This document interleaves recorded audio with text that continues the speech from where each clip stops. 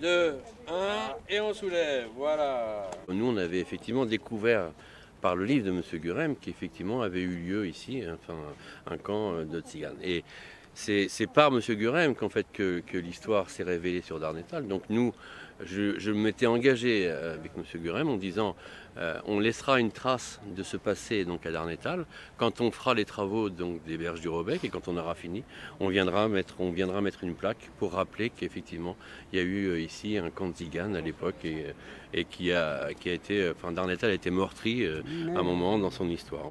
Avant nous, il y a eu les Espagnols qui étaient là. Oui. Les Espagnols sont partis, c'est nous qui les avons remplacés. Mais ils ont resté longtemps, les Espagnols, là, avant nous. C'était un camp d'exclus, en fait. Voilà, des exclus de la société. Donc voilà, donc il y a eu un certain nombre de choses, mais nous on a découvert effectivement que les tziganes avaient à un moment donc occupé ce camp. Voilà. Il y a eu une sorte d'amnésie collective ici.